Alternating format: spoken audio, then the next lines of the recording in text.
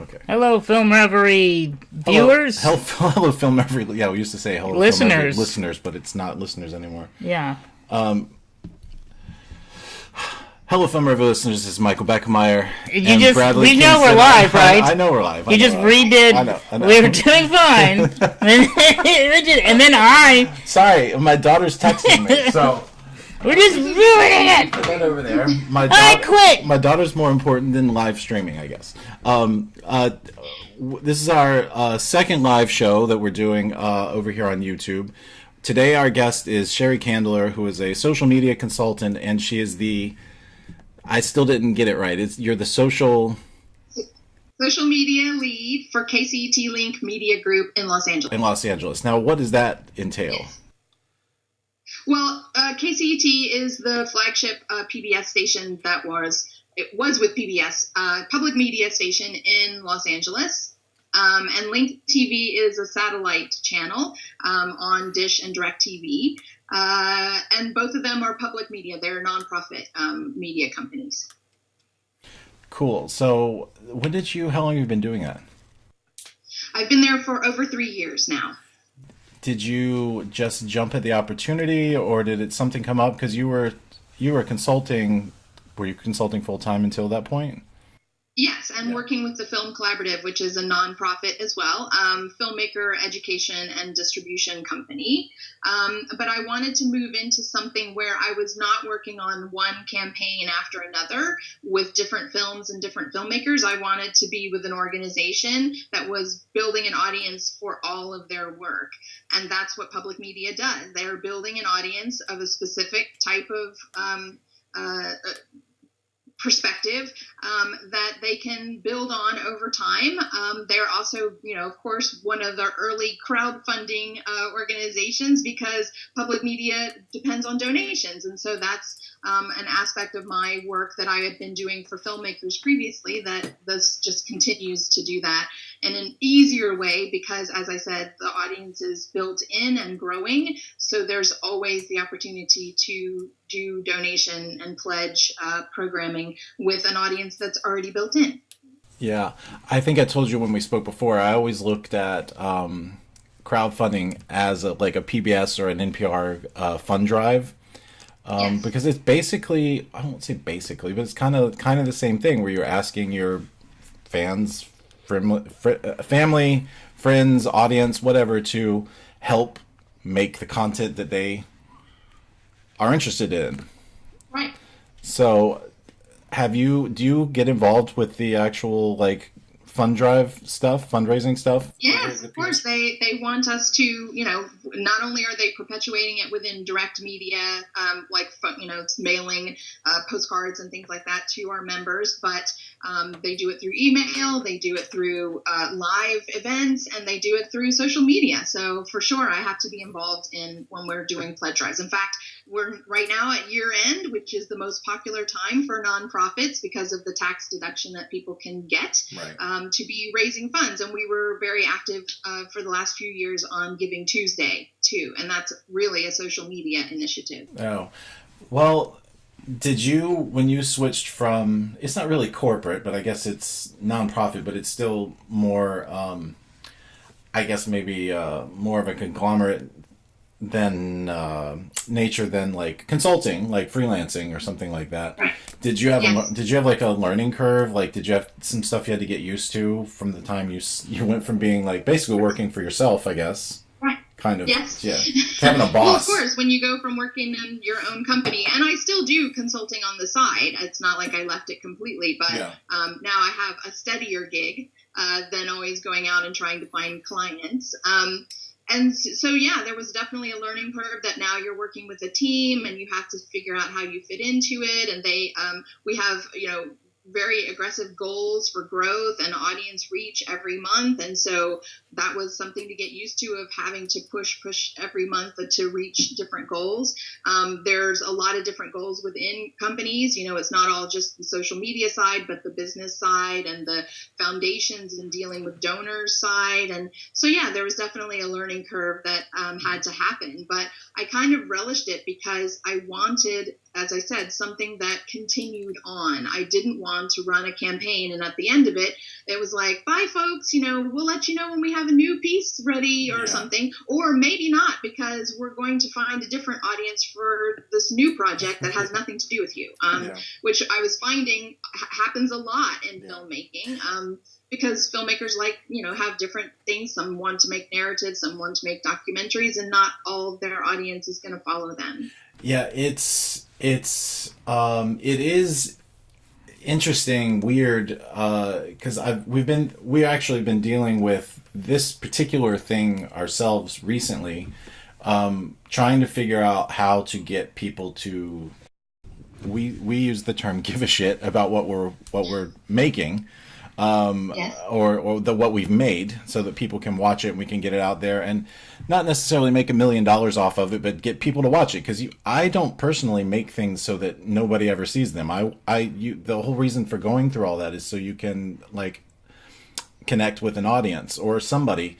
And people say that if just one person got something out of it, that's true, but it would be better if 2 people or 10 people or 1,000 people got something out of your thing, and and paid for it, and pay for it too, which would be nice.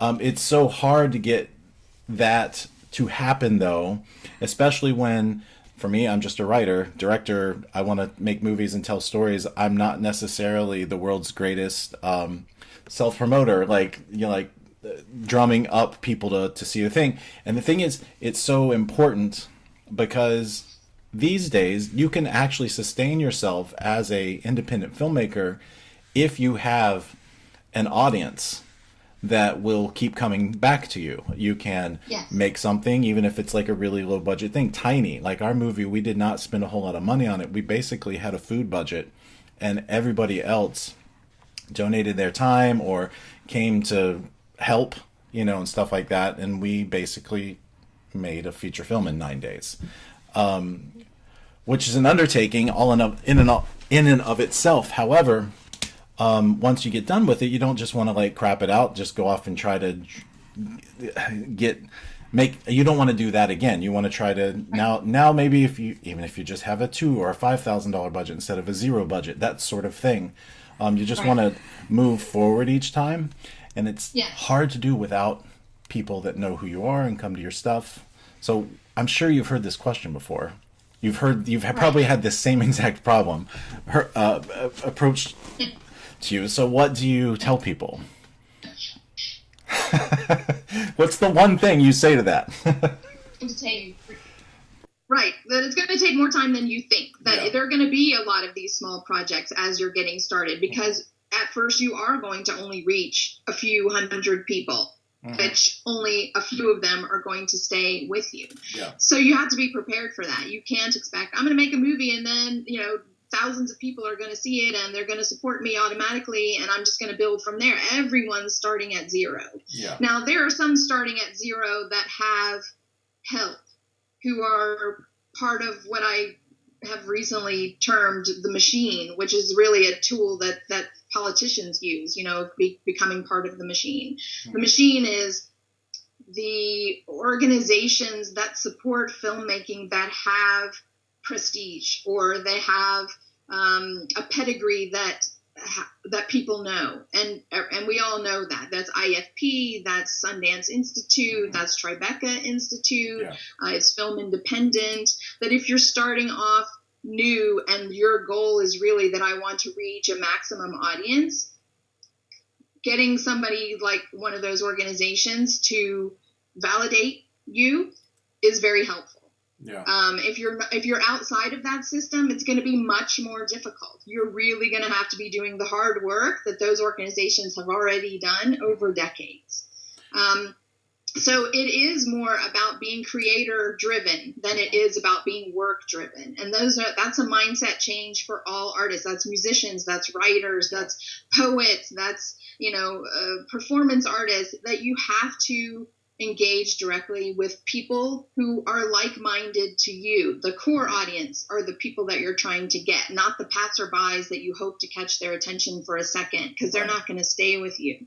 You have to be able to share your artistic vision, your perspective on the world. It's what I call your identity, but in marketing, it's called your brand. Yeah. And the brand is not a logo. The brand is who you are. If I heard 3 terms, the first thing that I should equate them with is you, and that's your brand. Mm-hmm. And most artists don't have one, and they don't think about it. But if they did think about it, it wouldn't be that difficult, because it really starts with yourself. And so you have to examine, why do I tell the stories I tell in the way that I tell them? Mm-hmm. Because in the way that you tell them is your perspective on the world. Right. And you have to share that in everything that you do. It's not, you shouldn't ever be pretending to be something, because it's very difficult to do that, and it's awkward, and artists don't like to do it because it's awkward. Yeah. And we don't like to follow you when it's awkward. So don't pretend.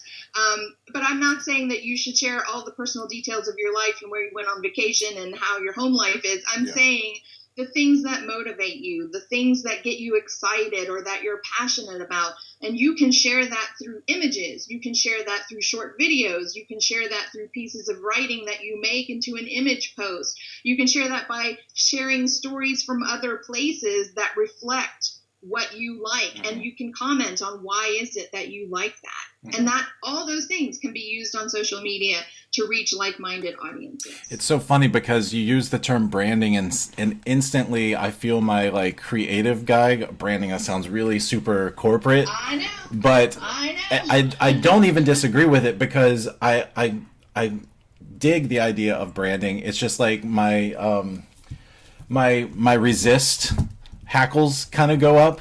I'm not saying that I disagree with you at all. It's just the term branding, I think. So I like what you said before, your identity, like your personal identity. Yes. How does somebody start? Like I have something like, I have like 2,000 Twitter followers. Where does somebody go? Is Twitter even the best place anymore? It's a lot of noise, white noise, and Trump hate on Twitter. And that's about it. It seems like, Last Jedi spoilers.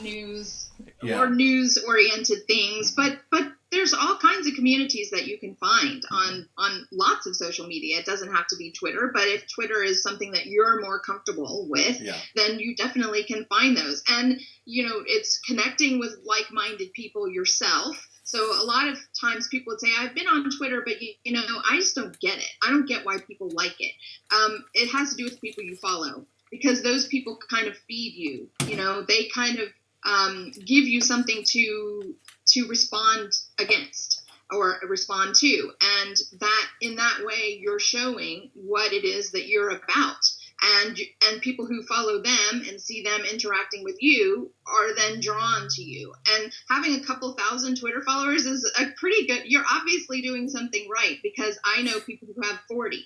Well, I've been on Twitter for 10 years, so they've slowly accumulated. Some people... Right, well, there is something to be said for advertising as well. If you'd like to speed up the process and get things going a little faster and finding, instead of waiting for them to find you, that you can actively go out and, have your account shown to them so that they're more aware of you, that's helpable as well. You mean and especially on Facebook, that's becoming the thing you have to do, because they're just... Their algorithm is working against you, and they're a company that's a for-profit company that has shareholders who want to see revenue every month, so they're going to do that. They're saying, we have a very powerful platform, and if you want to use the most out of it, you're going to have to pay, because we need to make money. And that's how it is. I mean, I know when they started doing that, people were fussing, oh, this used to be free and none of the... But that was when they were small and they were growing. And now they don't need to do that anymore. And you would do the same. If you had, suddenly had billions of followers and people were asking you to do stuff for free, you'd be like, I don't think so. I'm making a living here. And you would charge, for access to your billions of people. I think I heard a statistic that if Facebook was a country, it would be the largest country in the world. Probably from a GDP standpoint of, having that enough income, it probably has more income than a lot of small countries in the world. So, So that person that comes to you with like Twitty Fordo followers, Twitty. 40 Twitter followers, Twitty or they don't followers. have a social media presence at all. Like they don't have an Instagram, they don't have a Twitter. I mean, their Facebook is their mom and people that they knew 20 years ago from high school. What do you tell them to do? Like, what do you tell them? Right. So first they have to learn how to incorporate it into their everyday life, because this is really something that you have to do every day. And people are like, well, I don't have time for that. But there was a time when we didn't have email, and now that's an everyday fact of your life. Yeah. There was a time when you didn't have cell phones and you didn't have to worry about somebody calling you or texting you or whatever, but you worked that into your life. So this is another one of those things. And you're getting a little late, because this is something that's been around now for a decade at least. So this is the way people communicate, and it is for sure the way younger people communicate. It's not, you don't even have to, I don't have to explain this to kids in film school. They're already, they wouldn't even think of a day going a day without doing a snap or, posting something to Instagram, or that's how they talk to their friends. In fact, email for my kids, I have to remind, I'm like, I sent that on email. Did you get it? Oh, I don't check email. They don't check email. It's like they've come. I can't imagine my day without checking email, but for them, it's like, send it to me on Instagram. They've come full circle with like seniors, like my parents. They don't really check their email. And neither do the kids. Like I'm in the middle where I still check email on a daily, like if I don't check email at work tomorrow, I've got 60 emails I have to weed through, and then 60 more today. And, it's like I get so many that, and it's an important way. He doesn't check email. No. Someone has to call me and say, hey, did you get my email? And I'll go, no, let me check. Yeah. I have to text. But it's funny because people ask me, can I call you? And I'm like, I'd really rather you email. I don't really want to answer the phone. I use the phone as my computer in my hand. I don't want calls. Don't call me. I will send him an email and then text him and say, check your email. I sent you. So I have to send 2 messages to get him to read the one. Yeah. It's annoying, by the way. Sorry. So, or it's people send me an email or send me a text and say, can I call you? Yeah. And I will answer, text me first. I prefer to ask that. if I can take a call. I don't want you to just call me out of the blue. I'm not going to answer. I'm big on texting. Do the text first, and I will respond if I can. Yeah. But don't assume just because I don't text you back immediately that I'm like being a jerk or whatever. Just give me some space. I just know I already know you're a jerk. Well, I mean, what we're talking about though is the shift in communication, how people communicate. It's a lot less in person. It's becoming less from electronic mail into instantaneous messages. And this isn't a problem for our kids. It is more of a problem for us older people who grew up in the age right before the internet became a thing. Yeah. And so it's just something that you have to work out. So the first thing I would tell somebody who only has 40 followers is Twitter really the place you want to be? Because it's only going to work if you can commit yourself to doing it. Right. If you're like, I really just don't get it, I don't want to communicate in 280 characters, I don't know what to post there, then you're going to have to think of another medium. Can you communicate in pictures? Can you make short, snappy, GIFs or video pieces? Or are you more of a writer who's going to do a blog and needs to post the link somewhere? Like, what can you commit to? Because then that will determine what platform will be best for you to use. And so that's when you have your choice. Now, some people would say like, oh, but you need to go where the audience is.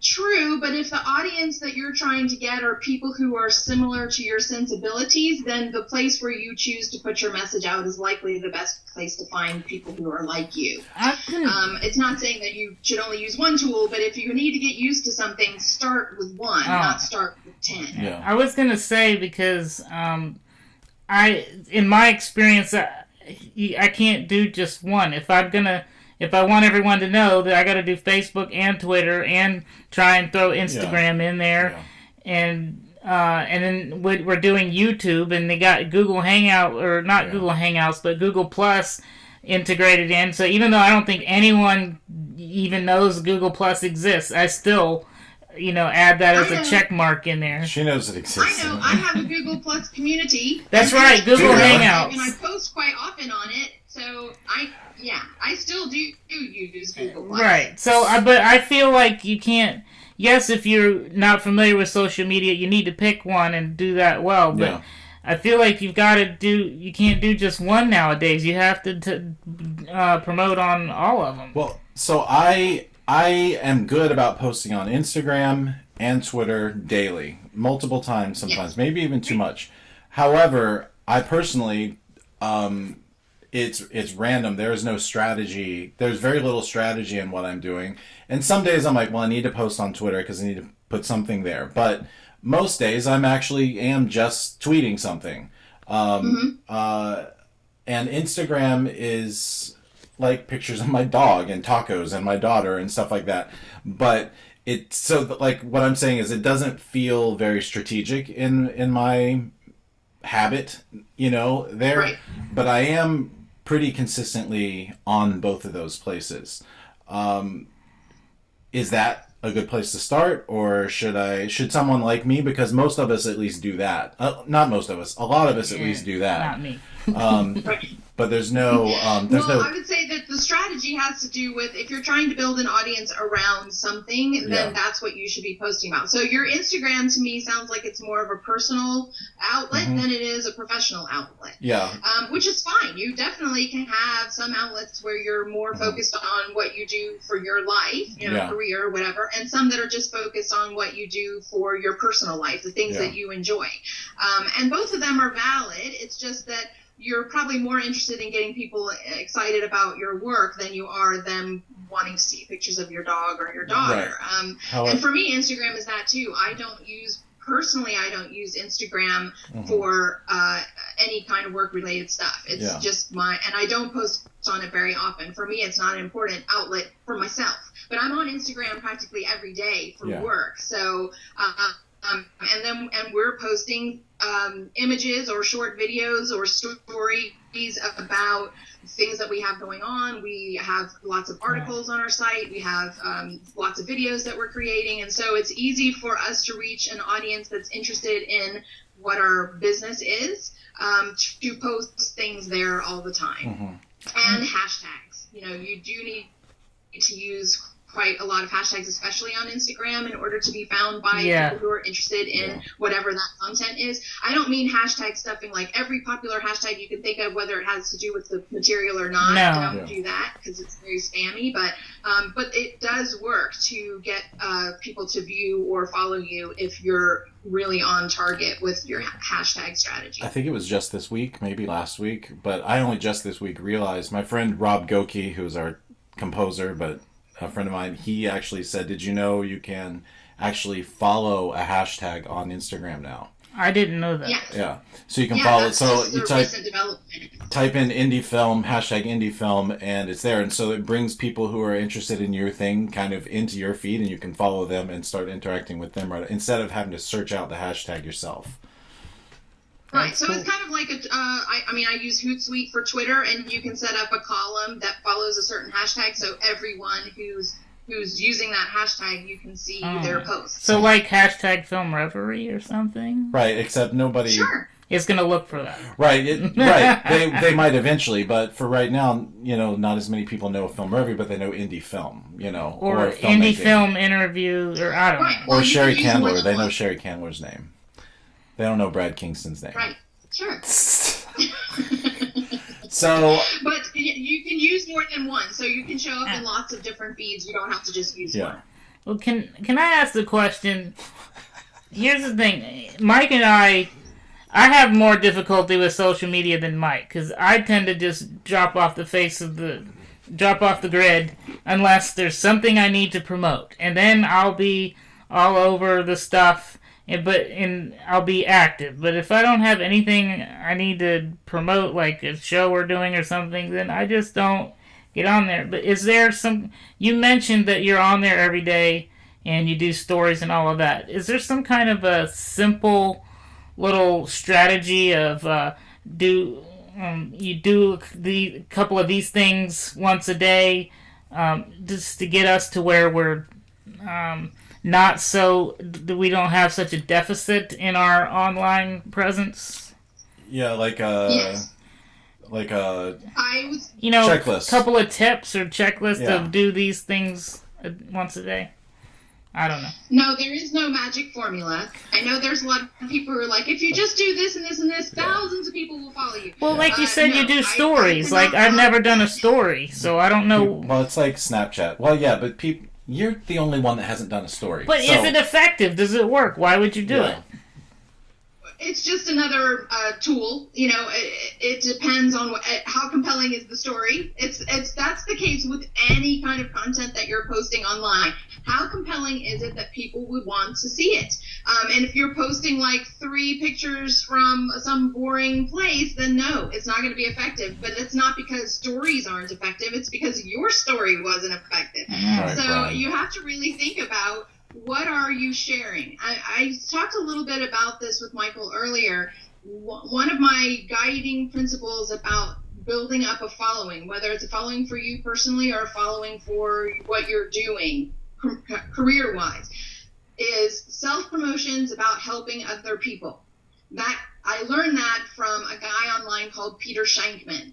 And when he said that, it totally changed my idea of self-promotion. Artists don't like to do self-promotion because they feel embarrassed. They feel like they're showing off. But if you think about that, what you're sharing could help someone else, that changes. Everyone wants to help someone else. That's not a difficult thing. So think about what am I posting that might be interesting to someone else? If all you're doing is promoting things to help yourself, you're not going to get much great reaction to it, because we don't care how it helps you. We want to know how it helps me. That's a human nature thing, is that we're very self-involved. So show me something that helps my life, but I'll remember the person who helped me. I'll remember that you were the one, just like I remember Peter Shankman was the one who shared that bit of information that kind of helped me get an idea of what my strategy was. So if you're only using Twitter to promote your projects, you're probably not going to get much of a following, and you're probably not going to get much response. But if you share that very little, and you share 80% of something else that would help other people, something that you learned, something you're interested in, something you thought they would like, then I'm more likely to follow you and be responsive to your self-promotion posts when you make them.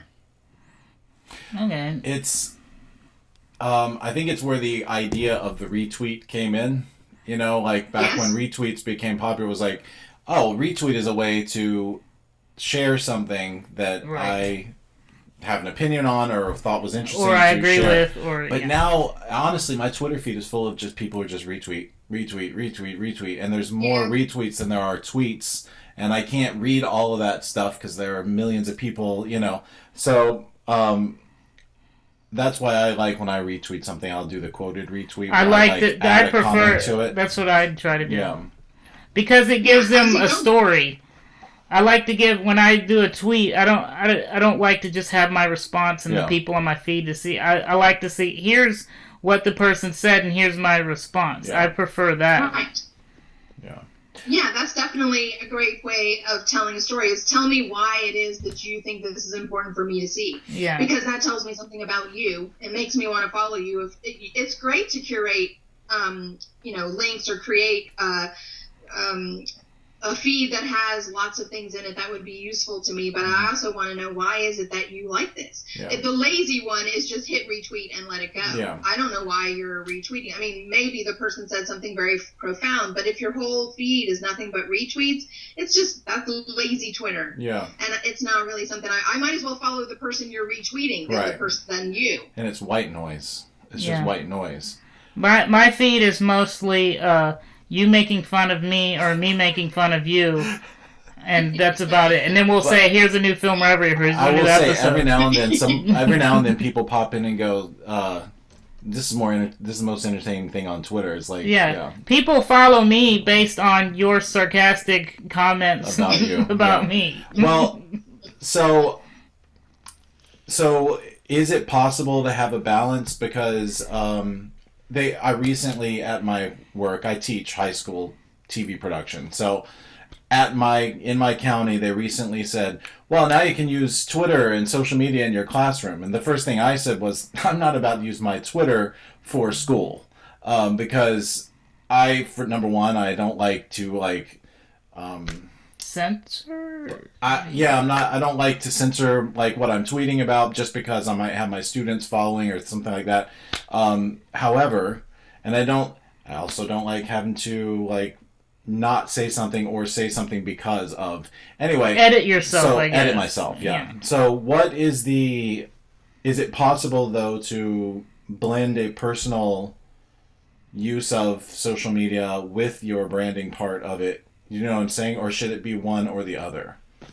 Well, on Twitter, the great thing is that you can have more than one handle. So you could have a handle that's more Michael the teacher, and this is what Michael the teacher is using. And then you have a handle that's Beekmeyer, and that is more something that's related to film and what.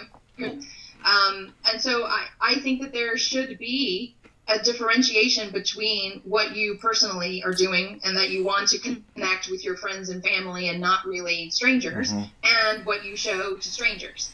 And I have that. I have a personal profile, say, on Facebook, and I have a Facebook page. And those don't cross. I don't post the same thing on both of those places. I have to accept you as a friend, and I only allow friends to see my personal page. But on my business page, that's all about film and marketing and new media and laws that are coming down that you have to be aware of. It's for me, a very clear delineation between those two. And not everybody gets to see one side like the other. But is it right now, I'm just using myself as an example. This isn't get free consulting from Sheri Candler Hour. But if for my own personal Twitter feed, I do tweet about filmmaking a lot, but sometimes we're not doing anything. We're not making a movie. We're not editing. You know what I'm saying? So what I do fill that with is here's something that happened today. It's my daughter playing soccer or something like that. Is it okay or it shouldn't be?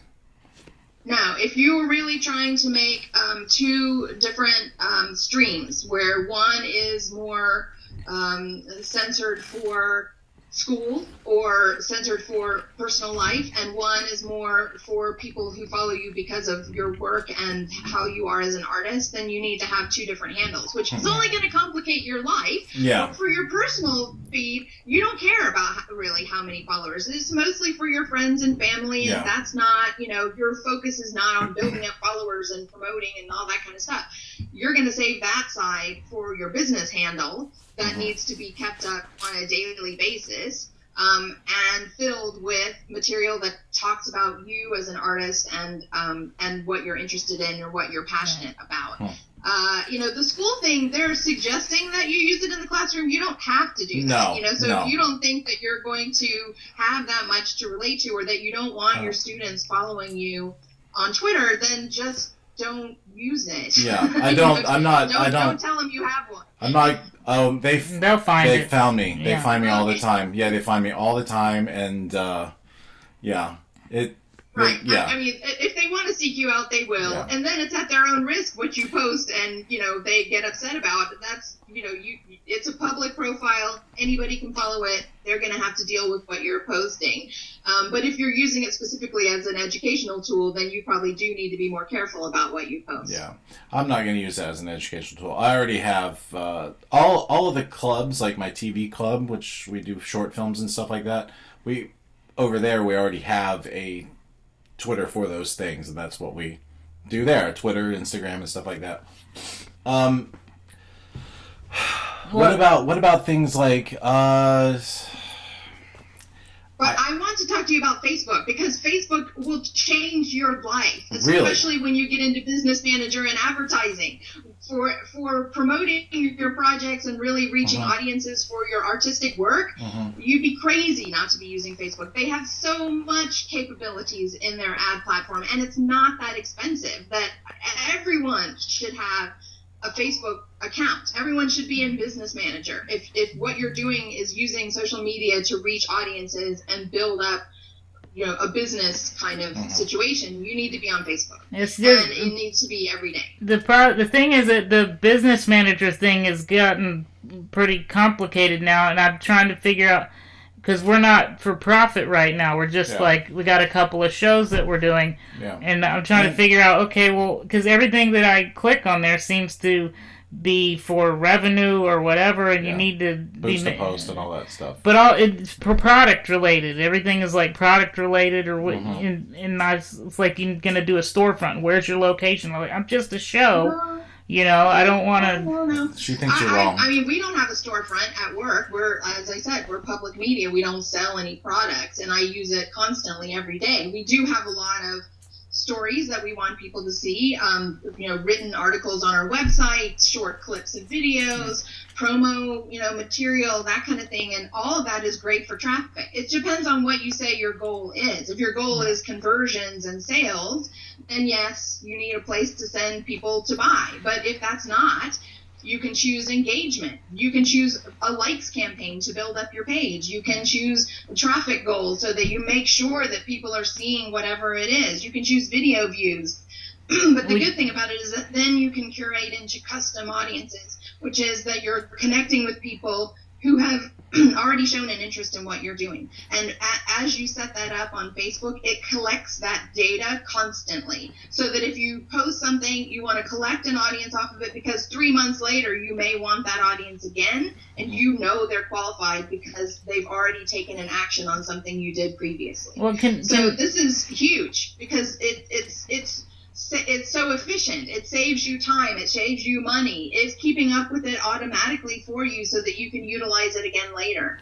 Well, we have fan pages for the stuff we're doing, but other than finding articles that we want to share or saying, here's a new episode, how do we do what you're talking about? How do I change just the page that I put posts up to doing what you're talking about? Well, it doesn't have to do with setting up different pages, but I would suggest actually that you set up a page on Facebook where you're going to use it for any of your projects. So the page name should really be associated with whatever your business is called. Okay. Setting up separate fan pages for every one of your projects is going to become a nightmare as what you're going to have to keep up with. And nothing ever gets done there because there's too diverse. It's like we got a movie page, and we got the Super Mega Ultra and then Film Reverie, and we're not doing anymore. Yeah. Right. I mean, the other thing, though, that if you wanted to keep those audiences separated, you can, under Business Manager, you can set up a Business Manager account and all the pages that are associated with that account and share audiences across that. So if you have some overlap between your film audience and your show audience, you would be able to reach both of those with a certain campaign under your Business Manager. But to me, if you're already struggling to keep up with one page, having 4 pages is not working. So that's what I was going to ask you. If you recommend, if you recommend one place, like one hub, basically, one hub that is very clear about what you do, but within it you can have posts and different audiences set up for certain things. And like I said, now of course this is what I'm talking about is going to cost you a budget, but we all know, or we should all know, on Facebook it's pay to play.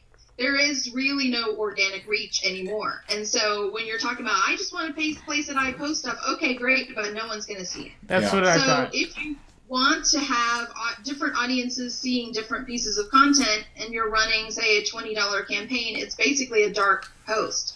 It's a thing that's going to show up in the newsfeed of a certain audience and not in the newsfeed of other audiences. So you can run that off of your same account name. It's just going to reach different audiences and bring them all together under one page. All right, I'm going to have to research that, I guess. I don't even know where to look to figure out how to do that. So what is, you just said even if you're a $20 post like on Facebook or like boosting a post on Facebook, even $20 is considered a dark post? Do you mean that even spending $20 on something isn't going to really do what you need it to do? No, it will. It depends on who you're targeting, for your audience. But Listen this way. Most people, I would say 90% of the people who follow your page never come to the page itself. They only see your posts in their newsfeed. They only go to when they open up the Facebook app, the feed that they see is where they stay. They don't click on people's profiles and go to their page itself to see what people are posting. So when you're doing your paid ads, you get to show up in that news feed, but only in certain people's news feed, because you're targeting to a group of people based on what you're posting that should be interested in this thing, and other people aren't going to see it. So that's really efficient. That's way better than what old advertising technique was, which is you place one ad and everybody sees it, whether they're interested in it or not. Then you're hitting a group of people and you're paying money to reach people who will never act, who don't care at all. So you don't want to do that. You don't want to waste your $20 hitting people that wouldn't care. But that really does mean that you have to know who does care, and you have to think about it. You have to pay attention to it, because then you will use that as targeting parameters when you're placing ads on Facebook.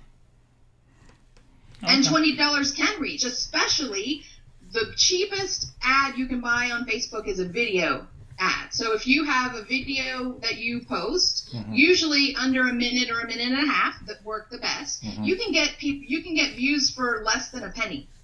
So with $20, you can reach quite a lot of people. And what you're hoping is the people that you reach share it. And when they share it, you reach even more people, but you don't have to pay for it, because they're pushing it for you. We have no budget right now. We're trying to build money so that we have some kind of a budget. So,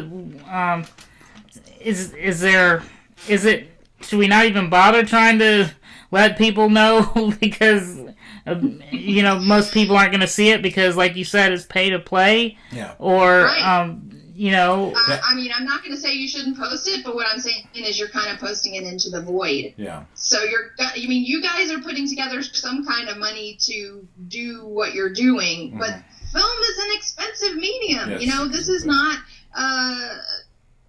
any other kind of medium that you can get by with not telling people about your work. This is quite labor intensive. Usually it's money intensive. Sometimes, as you guys say, if you can get a lot of donated time and talent, then it's great. But the other aspect of gathering an audience for anything is never going to be completely free.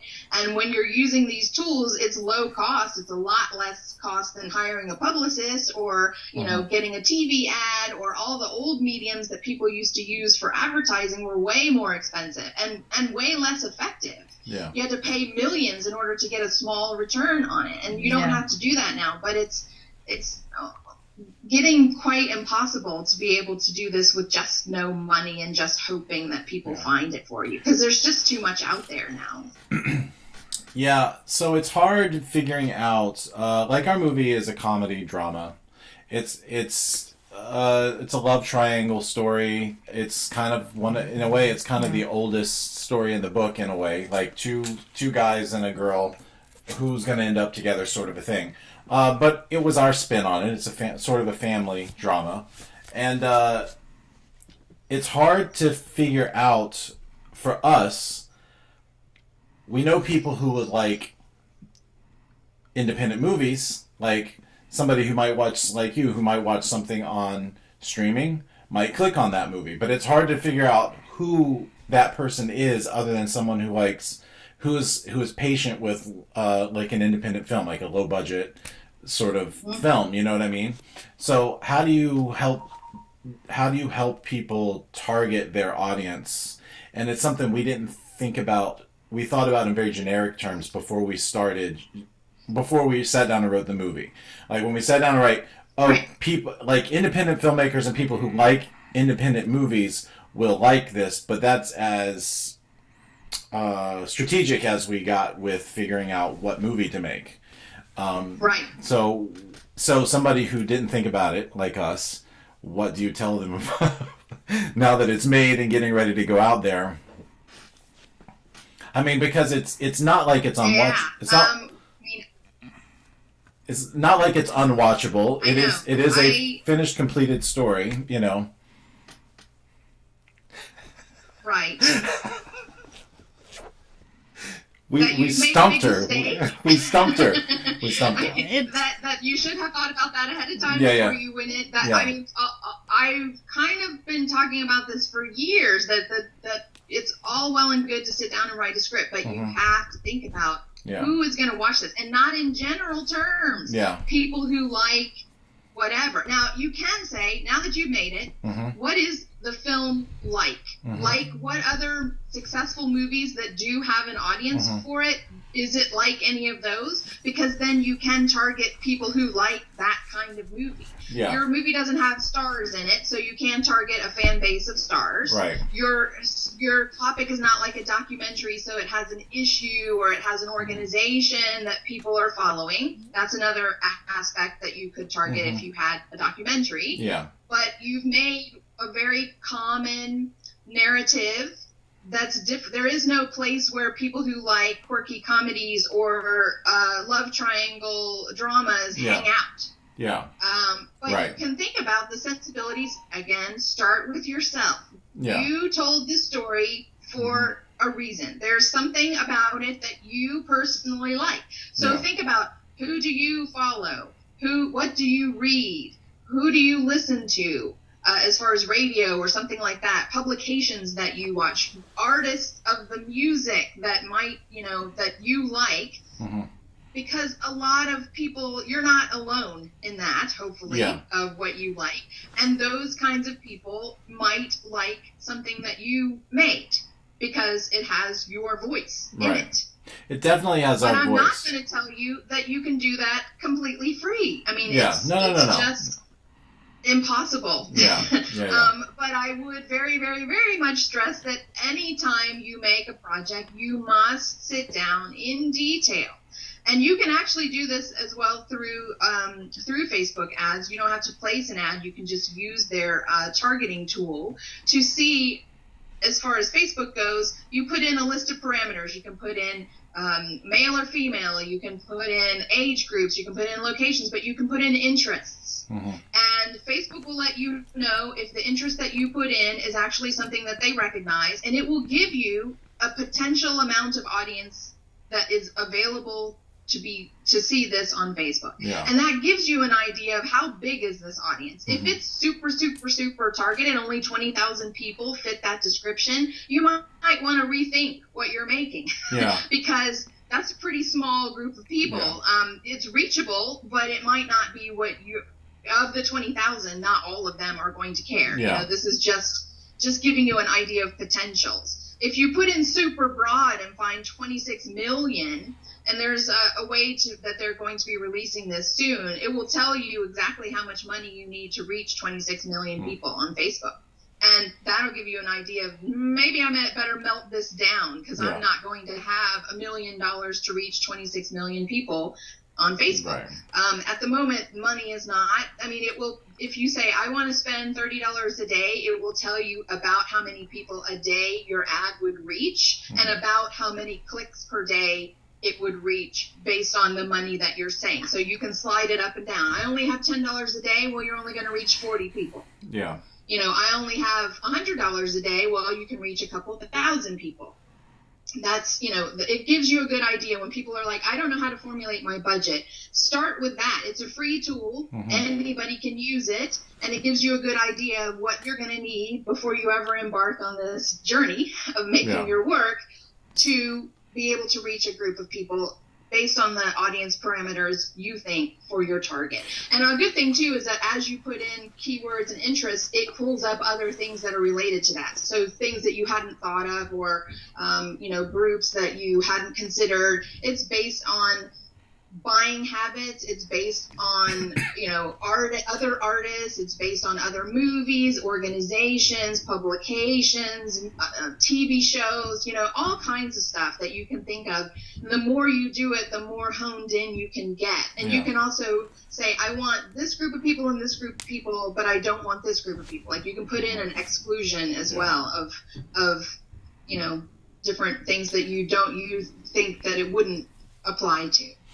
Honestly, reaching 40 people in a day is probably more people than, I mean, more than zero, which is what Yes. I feel like sometimes is happening, especially on Facebook. Like when you're doing what you're saying, it's like if you are, I got pretty much got to a point where I stopped posting on Facebook. I don't even post like personal stuff on there anymore, just because I've moved on and it's whatever. But people do keep saying to me what you were saying to me about Facebook targeting. So what would you say? Like right now, we've got like, and I'm sure this happens to a lot of people. Is they have a project, especially when the Facebook page thing started. Is I have probably 5 or 6 Facebook pages. Like I've got 2 or 3 short films. I got one for short film that never even got made. And then I've got our film. We've got Film Reverie. We've got multiple things that somehow I'd like to figure out a way to merge them. Maybe not merge them, but make it so that you don't have to post in multiple places every day. And I know you talked about that a minute ago, but is it possible to do that without doing it manually? Like somehow migrate people.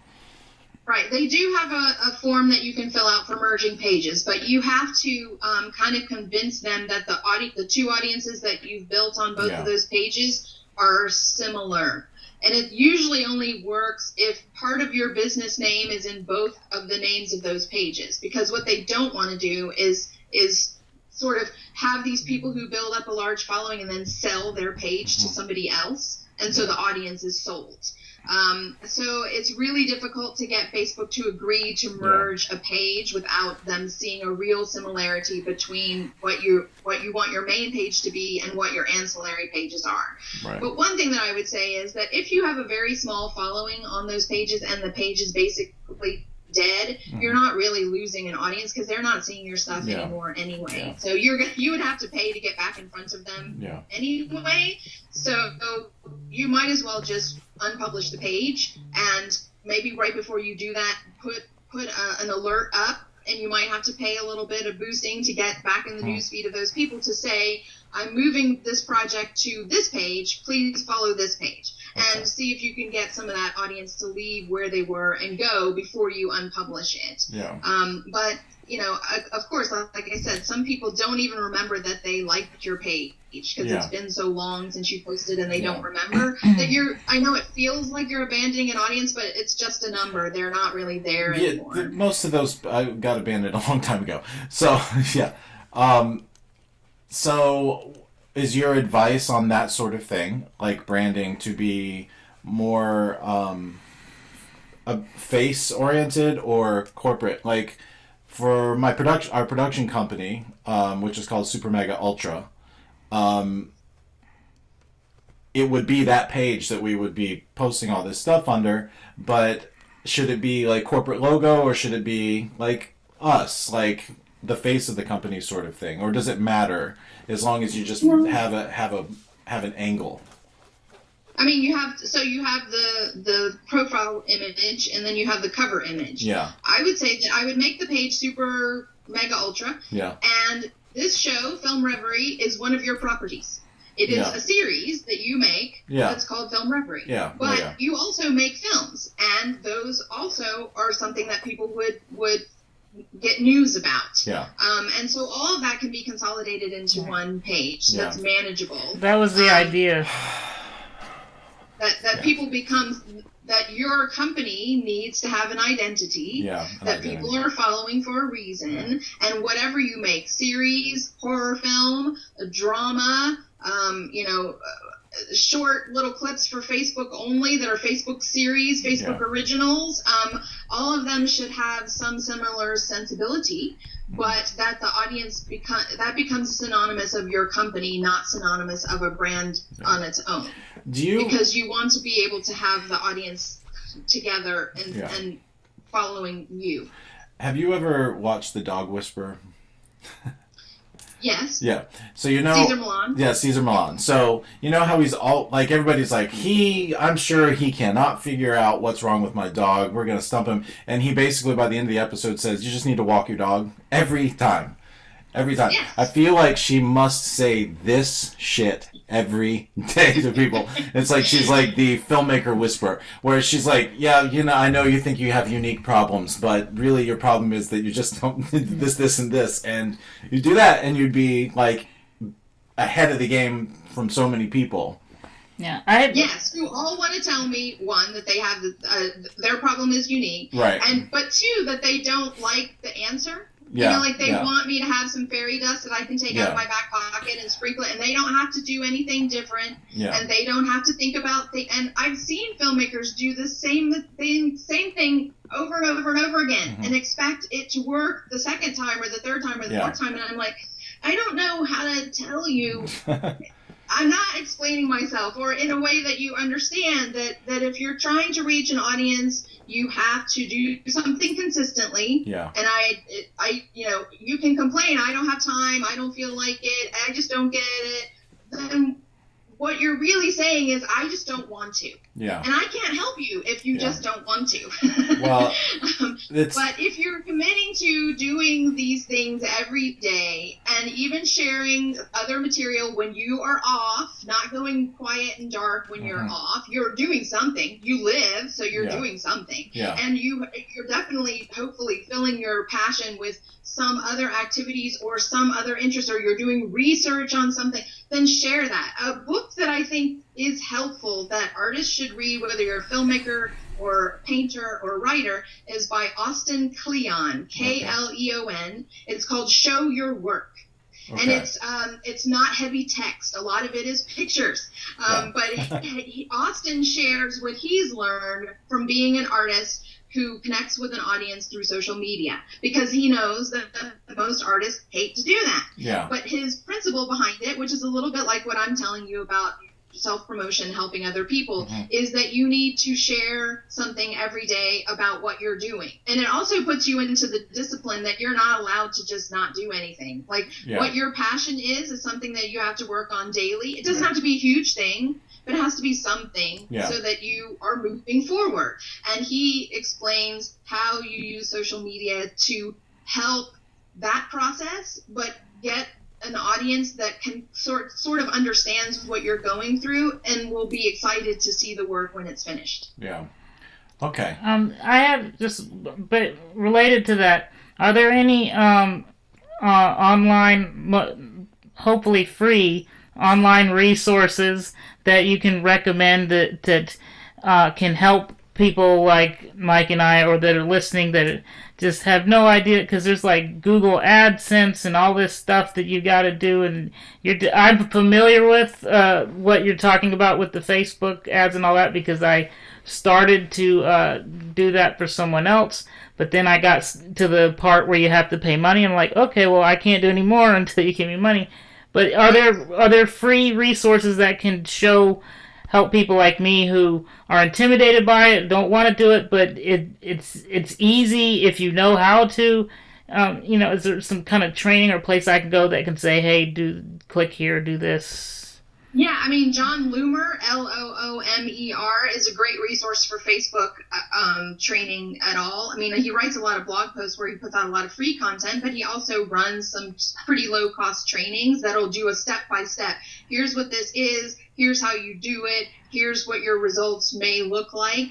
And you can ask him questions, and he can walk you through to have more customized advice. But if you just look at his blog posts and the screenshots that he shows you, and he's also a good resource because Facebook is constantly changing. So don't feel bad when you're confused. Power Editor is something I never learned because I thought it was so complicated. And now they're kind of merging Business Manager with some of the functionality of Power Editor, and I think Power Editor will probably go away. So I'm glad I didn't learn to use it because it's not going to be around that much longer. So this is a constantly evolving thing. Don't feel bad if you're like, I don't understand, because some of it is beta. Some of it is they're testing these functionalities to see how they work. And if they don't catch on, they're going to get rid of them. And if they do catch on, then they're trying to make it much more simple. I have a Facebook representative that I talk to once a month who tells me about changes that are coming, things. She goes into my account and looks and does an audit to say, here's what I see you're doing, and you might want to try this instead. But you have to be a fairly big advertiser. You have to have a regular budget that you're spending in order to get a personalized representative. But people like John Loomer and Mari Smith are very tied into Facebook, and so when they're making changes, Facebook will tell them first, and so then they will put out posts that are like, here's what's happening, here's what it means for you, here's what the new functionality looks like, and step by step show you how to do it. And they have newsletter ability. You can sign up for their newsletter, and they send out things like once a week to tell you what's happening and that kind of thing, so you don't have to remind yourself, every couple of months, I need to see if there's a functionality change, or be surprised by it. So there's always a possibility I'm going to come into the office, turn it on, and my whole page looks different. And oh shit, what's going on? I got to go find somebody who will explain, why did this happen? Or this week on our page, on the About section on the right-hand side, suddenly there's a banner image where there never used to be. And if you don't replace that, they just pick some random picture out of your photo gallery and put it there. And I'm like, okay, new change, something I wasn't planning to do this morning. I've got to go and, get a banner made because I need it for that space on my page, which just appeared.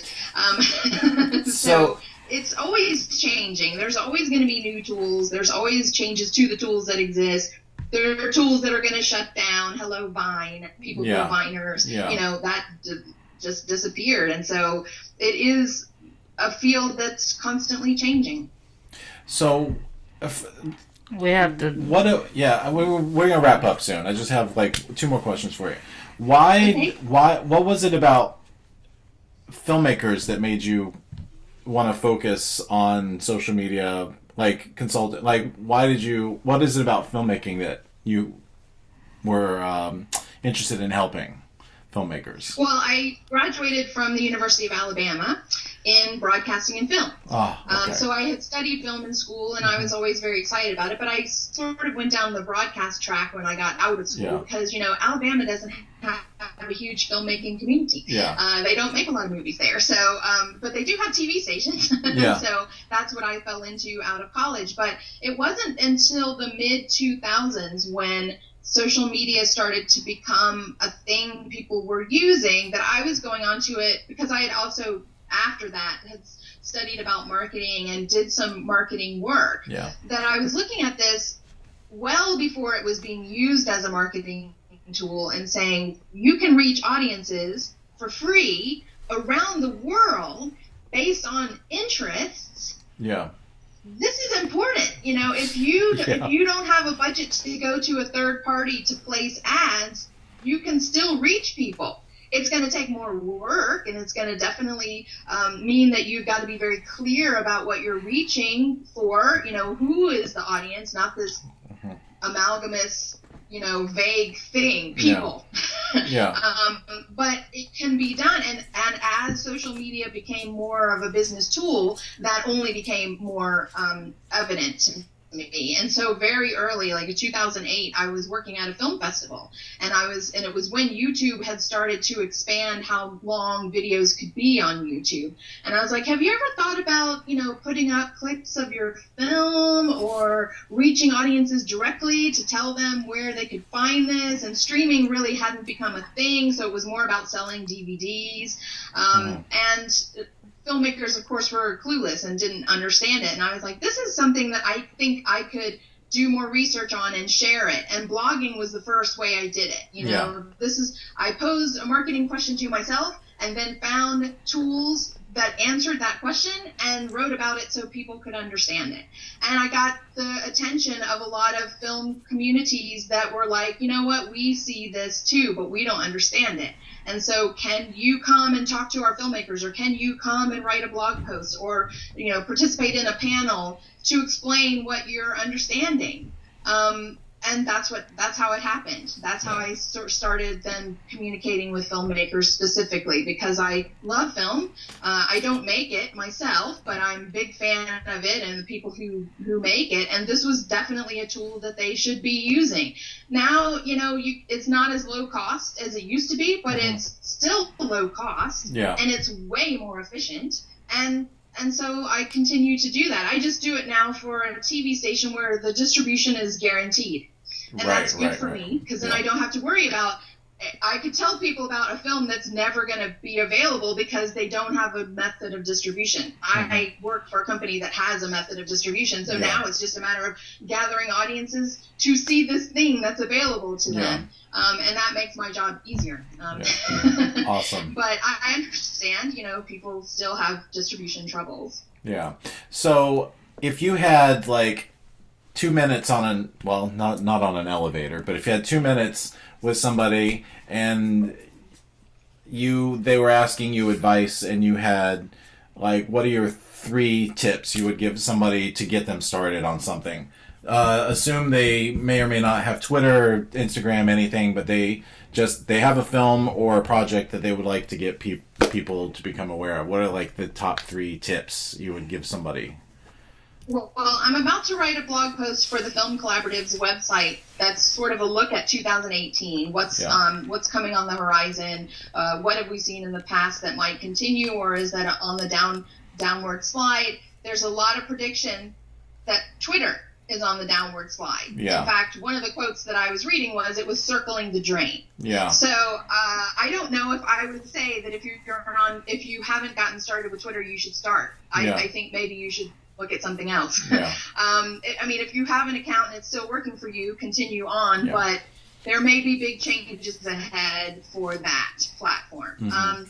My probably number 1 tip is that you need to get started. Like, I don't care if you have a film to distribute now or not. The more comfortable you are in using social media, the more beneficial it's going to be, and you can start anytime.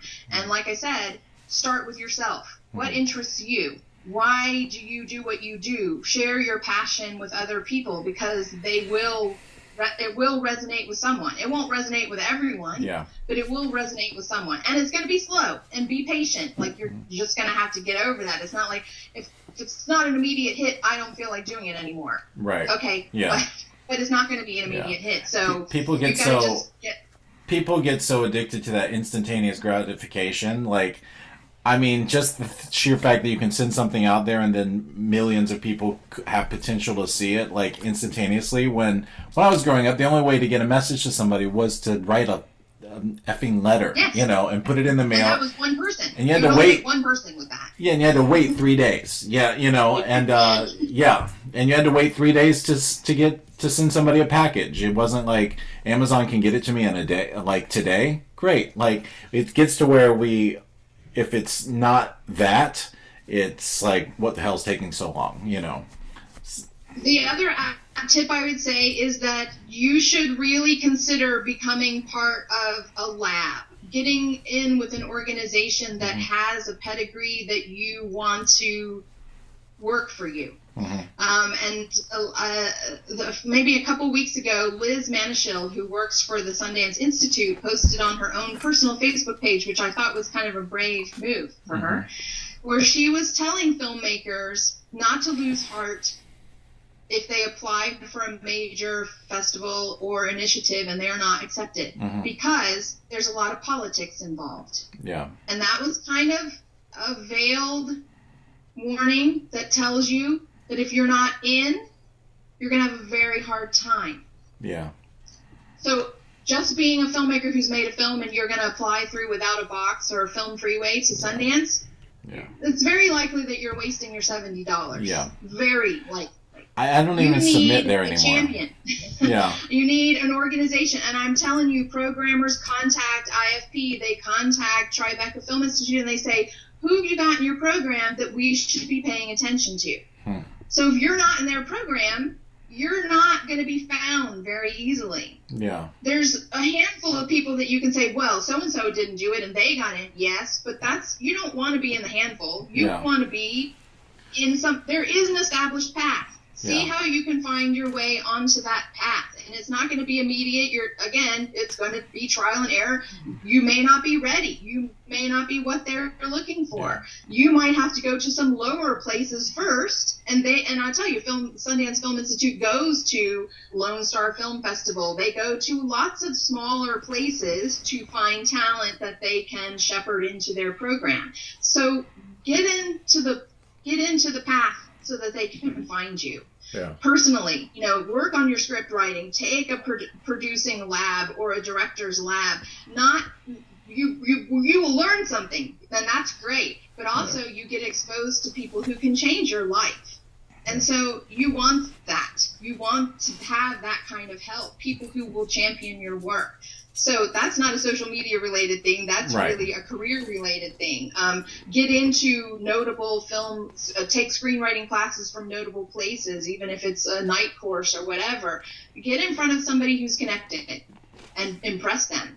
And you might find that your career goes a little higher than you could do on your own. Yeah. And then, I don't know, third tip is make good work, make compelling work, things that you're That's the easy part. That's to be compelling to somebody besides yourself. Yeah. I mean, it's very subjective. I can't say what is compelling. There's lots of different sensibilities out there. But if you're a member of the audience that you would want to see your work, you can come up with something. Yeah. What would something's compelling you to share this? So make sure that it's compelling enough that people who are like-minded to you will also respond to it. If it's all about you, they're probably not going to respond to it. Well, we feel, of course, everybody feels this way about their thing, but we're aware that it was low budget and flawed, and it has its issues because it was a tiny, tiny project. But we do feel like it hits a couple of spots that really do represent us as creative people. It shows what we have to offer in terms of like characters and writing and stuff like that, and it humor. In humor, like it does have our stamp, it does have our personalities bleeding through, which I felt was important. Like anything else, like at least it does that for itself. You can forgive it for being low budget and all that stuff, but it does at least represent us as what our sensibilities, like you were saying, like our identities do sort of come through.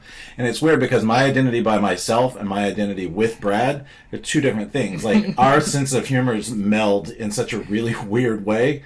And it's different. So it does show that. It's just hard to find a way to get, we're not naturally good at that part. So I could sit here and talk to you I could tie up your entire Saturday, but I don't want to and I don't plan to, but I could tie up your entire Saturday just picking your brain. I'm going to have to go back and listen to our own show I am too. Over and over and over again to like make notes on it, because I'm just trying to pay attention to what you're saying now. But you give us a lot to think about. I hope, and I'm sure you gave people listening a lot to think about as well, because I really feel like we're not the only ones that like are sort of like no. It feels like I'm pissing into the wind a lot of times. Like I don't really know.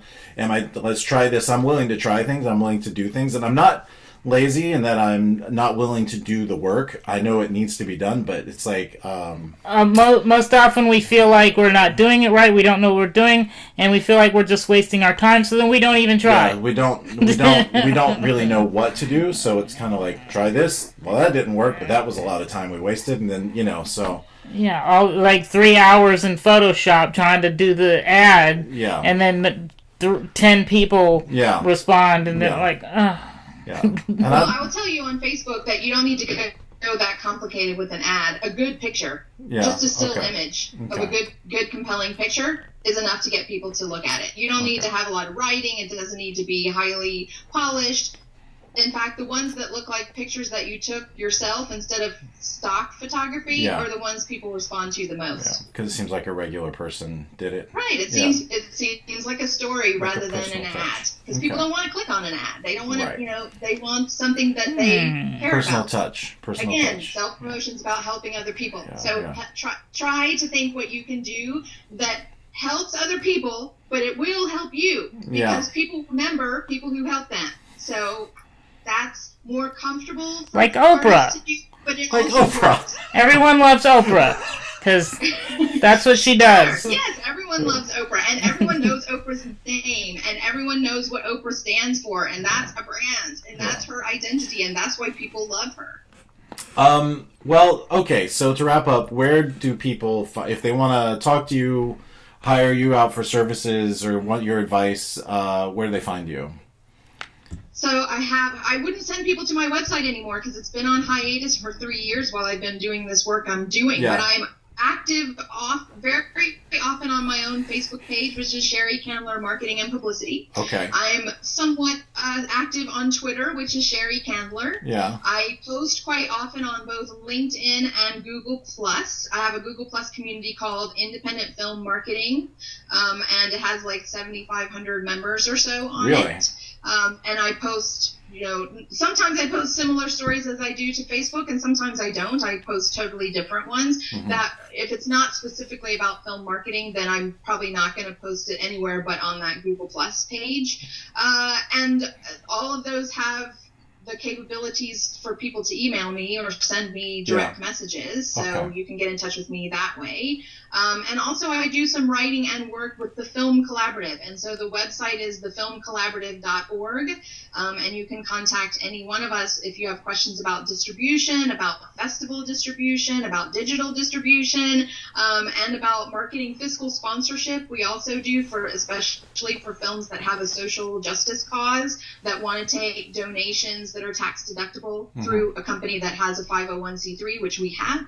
And so all of those places I'm reachable on. Yeah. How do we find you on Google Plus? We just put your name in, Sheri or Candler. What yeah, did you say I definitely have Sheri Candler, but film marketing it's a community that's called Independent Film Marketing. Okay. And I think it even says moderated by me or something on it when you pull it up. Right. And yeah, you can definitely contact me through there.